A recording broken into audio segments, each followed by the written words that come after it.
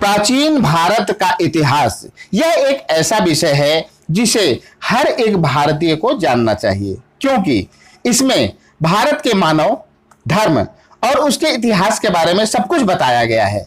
प्राचीन भारत मानव जाति के बारे में वह सब कुछ बताता है कि वह कब, कहां, कैसे और किस तरह अस्तित्व में आया और विकसित हुआ। इस वीडियो के माध्यम से हम प्राचीन भारत का पूर्ण विश्लेषण करेंगे, इसलिए बने रहिएगा हमारे साथ, क्योंकि इस वीडियो में होगी सिर्फ और सिर्फ प्राचीन भारत के इतिहास के बारे में बात। तो आइए अब शुरू करते हैं। प्राचीन भारत का इतिहास। क्या प्राचीन भारत का इतिहास वह विषय है जिसके बारे में मुख्यतः हमें हमारी किताबों में स्नातक अर्थात बीए की पढ़ाई के दौरान इतिहास विषय में पढ़ाया जाता है। इसके बाद सिविल सर्विसेज की तैयारी में भी इस विषय की अपनी महत्ता है, जैसे आईएएस, पीसीएस और एसएससी जैसे एग्जामों में भी इसकी अपनी अलग महत्ता है, क्योंकि इससे जुड़े हुए सवाल इन एग्जामों में आते रहते हैं। यह विषय वाकई में बड़ा ही दिलचस्प है, क्योंकि इसमें मानव के उदय से लेकर भारत में महमूद गजनवी के आक्रमण के पहले तक के काल के बारे में सब कुछ बताया गया है। प्राचीन भारत के इतिहास का समय मानव सभ्यता के शुरुआत से लेकर मुस्लिम शासकों के द्वारा दिल्ली में अपना आधिपत्य स्थापित करने के बीच के काल को माना जाता है। मानव उदय से 10वीं शताब्दी तक का काल, हाँ दोस्तों, जिसके अंतर्गत मानव सभ्यता, मानव विकास ईसा पूर्व के शासन काल से लेकर मुस्लिम शासन काल के पहले तक का समय आता है। प्राचीन भारत के सभ्यता की शुरुआत वैदिक सभ्यता से होती है, जो आर्यों से संबंधित है। आर्यों के आगमन के साथ ही साहित्यिक वेदों के नाम से ही इसका नामकरण हुआ। जैसा कि आप जानते ही होंगे कि आर्य लोगों की भाषा संस्कृत थी। उनका धर्म वैदिक धर्म या सनातन धर्म के नाम से जाना जाता था। तत्पश्चात विदेशी आगमन द्वारा इस धर्म को हिंदू नाम दिया गया। हाँ दोस्तों, मानव सभ्यता की शुरुआत। क्या मानव सभ्यता की शुरुआत पाषाण युग। क्या मानव सभ्यता की शुरुआत का सबसे पहला युग पाषाण युग माना जाता है। जैसे पाषाण युग ही वह समय था जिसे मानव सभ्यता का शुरुआती काल कहते हैं। उस समय मानव आज जैसे मानव की तरह विकसित नहीं था, बल्कि प्राकृतिक आपदाओं से जूझता रहता था। पत्थर की गुफाओं में रहता था, पत्थर के औजार से शिकार करता था और कंदमूल खाकर अपना जीवन व्यतीत करता था। हाँ दोस्तों, इससे आगे आता है पूरा पाषाण युग। क्या पूरा पाषाण युग, नव पाषाण युग और ताम्र पाषाण युग, हम तीनों के बारे में चर्चा करेंगे। तो सबसे पहले हम बात करते हैं पूरा पाषाण युग के बारे में। पृथ्वी का वह समय जिसे हिम युग कहते हैं, जब बहुत ठंड पड़ती थी, पाषाण युग का एक लंबा समय उसी युग में बीता था। वह युग जलवायु परिवर्तनों और पत्थर के औजारों के निर्माण का समय था। पूरा पाषाण युग को 3 भागों में बांटा जाता है। प्रारंभिक पूरा पाषाण युग जो 25 लाख ईसा पूर्व से 1 लाख ईसा पूर्व तक था। मध्य पूरा पाषाण युग जो 1 लाख ईसा पूर्व से 40,000 ईसा पूर्व तक था। उच्च पूरा पाषाण युग जो 40,000 ईसा पूर्व से 10,000 ईसा पूर्व तक था। हाँ दोस्तों, और आगे बढ़ते हैं और जानते हैं कि नव पाषाण युग क्या है। भारत में नव पाषाण युग लगभग 6,000 ईसा पूर्व से 1,000 ईसा पूर्व तक के काल को माना जाता है। इस युग में मानव पत्थर की कुल्हाड़ियां बनाता था और उन्हें घिसकर चमकाकर तैयार रखता था। उत्तर भारत में नव पाषाण युग का स्थल बुर्ज होम, जो कश्मीर स्थित है, में पाया गया है। हाँ दोस्तों, और आगे बढ़ते हैं और बात करते हैं ताम्र पाषाण युग के बारे में।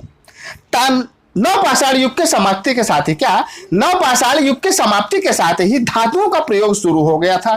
ताम्र पाषाण युग में तांबा तथा प्रस्तर के हथियार ही प्रयोग में लाए जाते थे। इस समय तक लोहा या कांसे की शुरुआत नहीं हुई थी।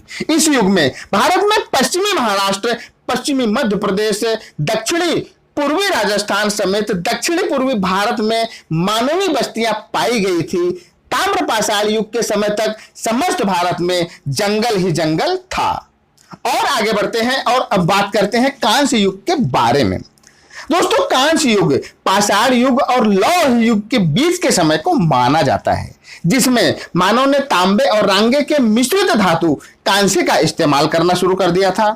इस युग में मनुष्य शहरी सभ्यताओं में बसने लगा था, जिस कारण से दुनिया के कई जगहों में पौराणिक सभ्यताओं का विकास होना शुरू हो गया था। इस युग में ही विभिन्न सभ्यताओं में अलग अलग लिपियों का विकास हुआ, जिसके कारण से आज के पुरातात्विकों को उस युग के बारे में बहुत कुछ जानकारियां मिलती है। हाँ दोस्तों, और आगे बढ़ते हैं और अब हम बात करते हैं सिंधु घाटी के सभ्यता के बारे में। सिंधु घाटी सभ्यता को 3 भागों में बांटा गया है। पूर्व हड़प्पा काल, जो 3300 ईसा पूर्व से 2500 ईसा पूर्व तक था। परिपक्व काल 2600 ईसा पूर्व से 1900 ईसा पूर्व तक था। उत्तरार्ध हड़प्पा काल, जो 1900 ईसा पूर्व से 1300 ईसा पूर्व तक था। सिंधु घाटी सभ्यता विश्व के प्राचीन नदी घाटी सभ्यताओं में से एक प्रमुख सभ्यता है, जो दक्षिण एशिया के उत्तर पश्चिम में था। यह सभ्यता हड़प्पा सभ्यता के नाम से जाना जाता है, जिसे लगभग 8000 वर्ष पुराना माना जाता है।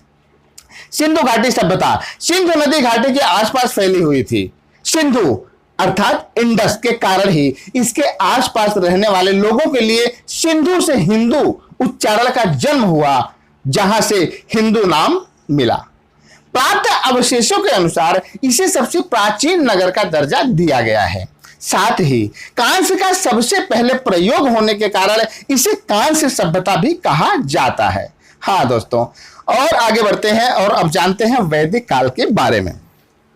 सिंधु घाटी सभ्यता अर्थात इंडस वैली सिविलाइजेशन के बाद जिस सभ्यता का विकास हुआ उसे ही आर्य अथवा वैदिक सभ्यता कहते हैं, जिसकी जानकारी हमें वेदों से मिलती है, जो ऋग्वेद से संबंध रखता है, क्योंकि ऋग्वेद ही सबसे प्राचीन और महत्वपूर्ण माना जाता है। वैदिक कालों को 2 भागों में बांटा गया है। क्या? वैदिक काल को 2 भागों में बांटा गया है। पूर्व वैदिक काल, जो 1500 ईसा पूर्व से 1000 ईसा पूर्व तक था। उत्तर वैदिक काल, जो 1000 ईसा पूर्व से 600 ईसा पूर्व तक था। वैसे विद्वानों के अनुसार वैदिक सभ्यता का अनुमानित समय 5000 ईसा पूर्व से 500 ईसा पूर्व तक माना जाता है। और आगे बढ़ते हैं और जानते हैं उत्तर वैदिक काल के बारे में। माना जाता है कि ऋग्वैदिक काल में आर्य लोग सिंधु नदी और सरस्वती नदी के बीच में रहते थे, लेकिन बाद में वे धीरे धीरे पूरे भारत में फैलते चले गए और गंगा नदी समेत उससे निकली अन्य नदियों के आसपास बसते चले गए। इस तरह उत्तर प्रदेश और बिहार जैसे जगहों पर कुछ नए राज्यों का विकास हुआ, जैसे काशी, मिथिला, मगध आदि।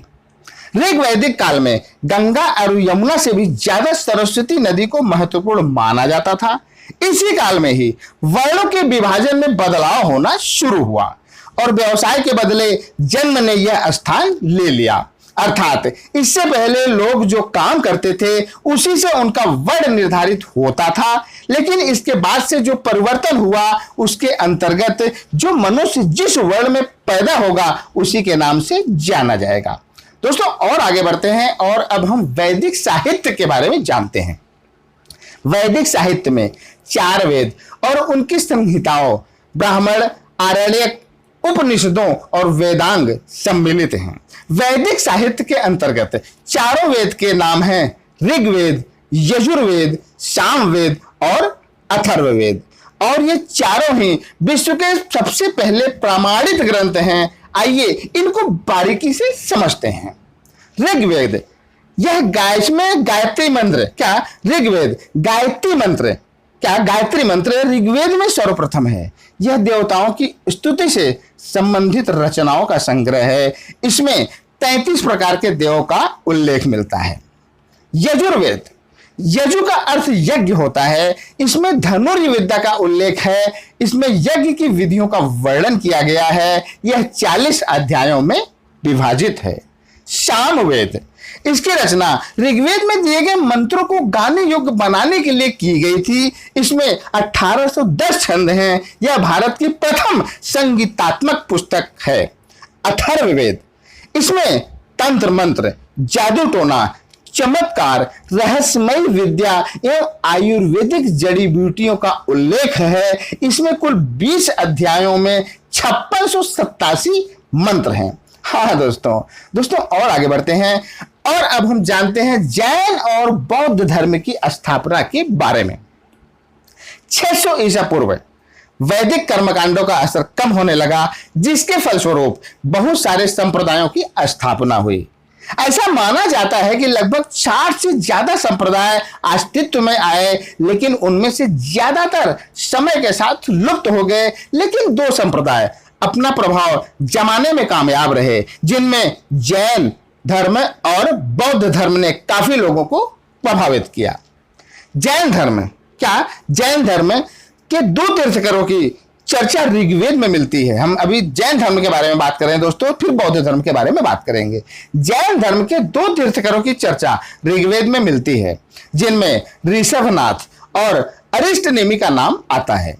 माना जाता है कि हड़प्पा की खुदाई के दौरान कुछ ऐसे साक्ष्य मिले थे जो किसी तीर्थंकर के होने का प्रमाण पेश करते हैं। पार्श्वनाथ जैन धर्म के 23वें और भगवान महावीर 24वें तीर्थंकर हैं। वर्धमान महावीर जैन धर्म के सबसे प्रमुख और अंतिम तीर्थंकर थे, जिनका जन्म 540 ईसा पूर्व कुंडग्राम वैशाली में हुआ था। महावीर स्वामी को 42 वर्ष की उम्र में परम ज्ञान की प्राप्ति हुई थी। उनके यह अनुयायी जैन धर्म को अपनाने लगे और इस तरह जैन धर्म की स्थापना हुई। जैन धर्म भारत की बनिया जाति की श्रेणी में आती है। ये लोग मंझे हुए व्यापारी होते हैं। और आगे बढ़ते हैं और अब हम बौद्ध धर्म के बारे में चर्चा करते हैं। बौद्ध धर्म गौतम बुद्ध की विचारधारा से प्रभावित है, जो एक क्षत्रिय परिवार में जन्मे थे। उनका जन्म 563 ईसा पूर्व में शाक्य कुल के राजा सुद्धोधन के घर हुआ था। वे अचानक ही अपना घर बार छोड़कर सत्य की खोज में निकल गए। गौतम बुद्ध के विचार लोगों को अच्छे लगे और उनके अनुयायी बौद्ध धर्म को अपनाने लगे। इस तरह बौद्ध धर्म अस्तित्व में आया। भारत के बाहर भी बौद्ध धर्म ने अपना प्रभाव फैलाया, जिनमें चीन, जापान और श्रीलंका जैसे देश भी शामिल हैं। दोस्तों और आगे बढ़ते हैं। अब हम बात करते हैं यूनानी आक्रमण के बारे में। लगभग 400 ईसा पूर्व पश्चिम एशिया, जो आज का तुर्की है, पर यूनानी और फारसी राजाओं की नजर पड़ी और दोनों के बीच अपने अपने प्रभुत्व को जमाने के लिए संघर्ष शुरू हुआ, जिसमें यूनानी शासक सिकंदर विजयी हुआ। सिकंदर को तो आप जानते ही होंगे, जिसने विश्व विजय का सपना देखा था और अपने सपने को पूरा करने के अभियान में वह आगे बढ़ रहा था और अपने अभियान को सफल बनाते हुए वह पश्चिम एशिया को पार करते हुए अरब और मिस्र होते हुए फारस के केंद्र ईरान तक पहुंच गया। सिकंदर के विश्व विजय अभियान में भारत का नाम भी था, इसलिए वह अपनी विशाल सेना को लेकर ईरान से आगे बढ़ता है और अफगानिस्तान होते हुए 326 ईसा पूर्व में उत्तर पश्चिम भारत तक पहुंच जाता है। हाँ दोस्तों, भारत में सिकंदर का सामना करने के लिए राजा पोरस सामने आते हैं और उसका डटकर मुकाबला करते हैं, लेकिन उन्हें हार का सामना करना पड़ता है और उन्हें सिकंदर के सामने बंदी बनाकर लाया जाता है। और जब सिकंदर राजा पोरस से यह पूछता है कि तुम्हारे साथ क्या किया जाए, तो पोरस निर्भर होकर कहते हैं कि जो एक राजा दूसरे राजा के साथ बर्ताव करता है, वही आप भी मेरे साथ करें। राजा पोरस की यह बात सिकंदर को बड़ी अच्छी लगी और उसने उन्हें उनका पूरा राज्य वापस दे दिया जो उसने जीता था। क्योंकि सिकंदर एक बहादुर शासक था, इस कारण से वह बहादुर लोगों की कद्र भी करता था। सिकंदर के विश्व विजय अभियान को तब झटका लगा जब उसका सामना भारत में चंद्रगुप्त मौर्य से हुआ, क्योंकि चंद्रगुप्त मौर्य के गुरु कौटिल्य, जिन्हें आचार्य चाणक्य के नाम से जाना जाता है, ने अपनी बेहतरीन कूटनीति और चंद्रगुप्त की विशाल सेना के दम पर विश्व विजेता का सपना देखने वाले सिकंदर को नाको चने छपवा दिए, जिससे सिकंदर पूरी तरह पस्त हो गया और वापस मुड़ जाता है। हाँ दोस्तों, इसके बाद आता है मौर्य साम्राज्य। क्या? मौर्य साम्राज्य नंद राजा घनानंद के द्वारा उनके राजमहल में आचार्य चाणक्य की बेइज्जती होने पर उन्होंने घनानंद की बर्बादी की कसम खाई और अपने प्रतिशोध का बदला लेने के लिए चाणक्य ने एक छोटे से बालक जो घनानंद के जुल्मों का शिकार हुआ था, चंदू, को योद्धा चंद्रगुप्त बना दिया, जिसने घनानंद को हराकर उसकी गद्दी को प्राप्त किया। हाँ दोस्तों, चंद्रगुप्त मौर्य के बाद बिंदुसार के पुत्र अशोक, जिन्हें बाद में सम्राट अशोक के नाम से जाना गया, ने मौर्य साम्राज्य को काफी आगे बढ़ाया। सम्राट अशोक के जीवन का सबसे आखिरी युद्ध कलिंग का युद्ध था, जिसमें उनके सेना द्वारा मारे गए दुश्मन के सेना के लाशों को देखने के बाद उनका मन बड़ा विमुख हुआ, जिससे उन्हें आत्मग्लानि हुई। तत्पश्चात उन्होंने बौद्ध धर्म अपना लिया और उसका प्रचार भी करवाया। हाँ दोस्तों, इसके बाद आते हैं मौर्य के बाद के शासनकाल। क्या मौर्य के बाद के शासनकाल में मौर्य वंश के बाद शुंग वंश आया, जिसने 185 ईसा पूर्व से 75 ईसा 185 ईसा पूर्व ईसा से 75 ईसा तक राज किया। मौर्य वंश के बाद शुंग वंश आया, जिसने 185 ईसा पूर्व से 75 ईसा तक राज किया। उसके बाद सातवाहनों, चेर, चोल और पांड्यों ने राज किया। तत्पश्चात पहवों, शकों का शासनकाल रहा। उसके बाद 78 ईस्वी से लेकर 101 ईस्वी तक कनिष्कों का शासन काल रहा। इसके बाद आता है गुप्त काल। 320 ईस्वी में चंद्रगुप्त प्रथम द्वारा गुप्त वंश अस्तित्व में आया, जिसके बाद समुद्रगुप्त 340 ईस्वी, चंद्रगुप्त द्वितीय, कुमारगुप्त प्रथम 413 ईस्वी से 455 ईस्वी और स्कंदगुप्त का शासनकाल रहा। इसके बाद भी लगभग 100 वर्षों तक गुप्त वंश का शासनकाल चलता रहा। 606 ईस्वी में हर्ष के आने तक उथल पुथल का माहौल चलता रहा और तब तक किसी भी एक प्रमुख शासनकाल की कमी रही। इसी काल में उत्तर और दक्षिण भारत में कला और साहित्य जैसे क्षेत्र में काफी विकास हुआ। इस काल का सबसे प्रभावी शासक समुद्रगुप्त था और इसी काल में ही भारत को सोने की चिड़िया के नाम से जाना जाने लगा। हाँ दोस्तों, और आगे बढ़ते हैं और हम बात करते हैं इस्लाम धर्म की स्थापना के बारे में। दोस्तों, 7वीं शताब्दी में इस्लाम धर्म की स्थापना हुई। हालांकि इस्लाम धर्म की स्थापना भारत में नहीं बल्कि सऊदी अरब में हुई थी, लेकिन इसका एक बहुत बड़ा असर भारत की धरती पर पड़ा, क्योंकि इस्लाम धर्म के अनुयायी जो मुसलमान कहलाए, उन्होंने भारत की धरती पर सैकड़ों सालों तक राज किया। 610 ईस्वी में पैगंबर मोहम्मद के नेतृत्व में 610 ईस्वी में पैगंबर मोहम्मद के नेतृत्व में इस्लाम धर्म की स्थापना हुई और उनके द्वारा ही लोगों को कुरान सुनाया गया। 632 ईस्वी में उनके मौत के बाद इस्लाम धर्म को आगे बढ़ाने का काम खलीफा अबू बकर ने किया और इस्लाम धर्म का विस्तार किया। इस तरह इस्लाम धर्म बड़ी ही तेजी से सऊदी अरब से निकलकर दुनिया के अन्य हिस्सों तक फैला। हाँ दोस्तों, और आगे बढ़ते हैं और अब बात करते हैं महमूद गजनवी के आक्रमण के बारे में। दोस्तों, महमूद गजनवी के भारत पर आक्रमण के साथ से ही भारत में एक नए युग की शुरुआत हुई, जहां से मध्यकालीन भारत का इतिहास शुरू होता है, क्योंकि इससे पहले भारत की जमीन पर भारतीय शासकों का राज था।